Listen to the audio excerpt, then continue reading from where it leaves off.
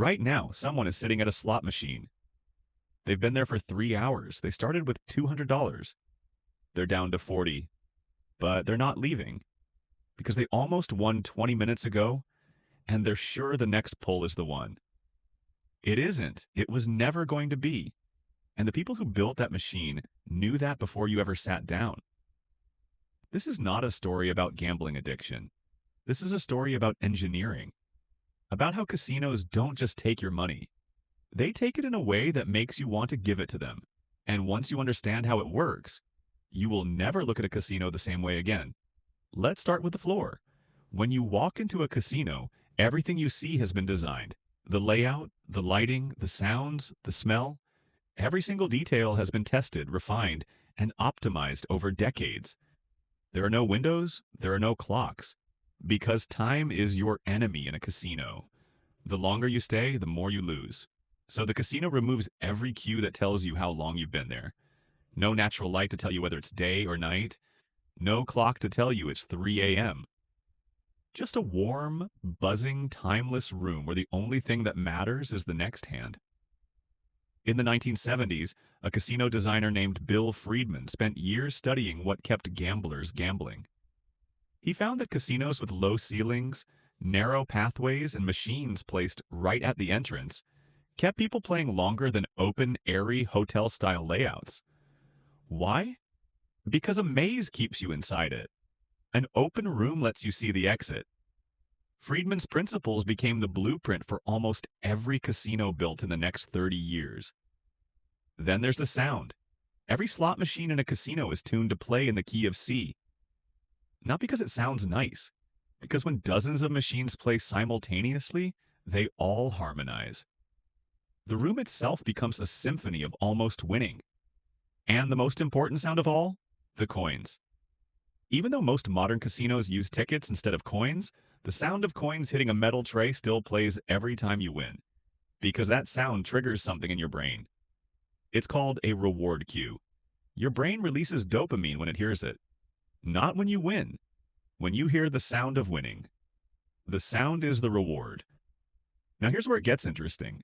The single most powerful psychological tool in the entire casino is something called a near miss. You've seen it on a slot machine. You get 2 cherries. The third cherry stops 1 position above or below the winning line. So close. Almost. Next time. Here's what you need to know about that. It was not an accident. Slot machines are programmed to show near misses more often than random chance would produce them. In 1988, researcher Michael Dixon published studies showing that near misses activate the same parts of the brain as actual wins. Your brain cannot tell the difference between almost winning and winning, and it responds to both by telling you to try again. The near miss is not a consolation. It is a manipulation. It is the machine lying to you in a language your brain cannot ignore. But the near misses are just the beginning. Let's talk about the house edge. Every single game in a casino is mathematically designed so that the house wins over time. Always, no exceptions. This is not a secret. It is not even hidden. The house edge on a standard slot machine is between 2 and 15%. That means for every $100 you put in, the machine is designed to keep between $2 and $15. Permanently. On roulette, the house edge is 5.26% on an American wheel. On blackjack, played perfectly, it drops to around 0.5%, but almost nobody plays blackjack perfectly. And the casino knows that. Here's what the house edge actually means over time. Imagine you sit down with $1,000. You play roulette for 4 hours, making $10 bets. In 4 hours, you might make around 400 bets. With a 5% house edge, the casino expects to keep around $200 of your money by the end of that session. Not because you got unlucky, because the math was always going to take it. You can win in the short term. People do. But the longer you play, the more certainly the math reasserts itself. The casino does not need to cheat. The casino just needs you to keep playing. And this is where the psychology becomes engineering. Casinos figured out a long time ago that the biggest enemy of the house edge is a player who leaves. So everything in that building is designed to keep you there. Free drinks. Not because the casino is generous, because alcohol impairs your judgment and slows your reaction time. A drunk gambler makes worse decisions and stays longer. The free drink costs the casino $3. The worst decisions it produces cost you hundreds. Loyalty cards. The casino rewards you with points for every dollar you spend. Free meals, free hotel rooms, free show tickets. What they are actually doing is tracking every bet you make, every game you play, every time you win and lose. They know your patterns better than you do, and they use that data to send you offers precisely when you are most likely to come back. The free hotel room is not a gift, it is bait. Now let's talk about chips. When you walk into a casino, the first thing you do is exchange your money for chips. This is not for convenience. This is psychology. Chips do not feel like money. A $20 chip does not carry the same emotional weight as a $20 bill. Studies have shown that people bet significantly more when using chips or digital credits than when using cash. The casino has literally made your money feel like a toy, so you play with it like one.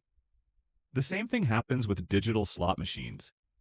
You load money onto a card, the card shows credits. $200 becomes 2,000 credits. You are no longer spending dollars, you are spending numbers, and numbers are easy to spend. Let's talk about the winners. Because casinos do produce winners. Real ones. People who walk in with nothing and walk out with thousands. And the casino needs this to happen, not despite the house edge. Because of it. Every jackpot that gets paid out is advertising. The lights flash. The sounds explode. Everybody looks. That person won. That could be you. The casino wants you to see winners. The casino does not want you to see the hundreds of people who lost quietly before that jackpot was paid. There's a concept called survivorship bias. You only hear the stories of people who won. The person who lost their mortgage doesn't tell that story at dinner parties. The person who hit the jackpot does. And so your brain builds a picture of casinos where winning is common, where it happens to normal people, where it could happen to you. It is an illusion built from selective evidence. And the casino maintains it very carefully. Here's the final piece. The casino doesn't just want your money tonight, it wants you to come back. And the most powerful tool it has for that is something called the variable ratio reinforcement schedule. It sounds complicated, it isn't. It's the same mechanism behind every addictive behavior ever studied.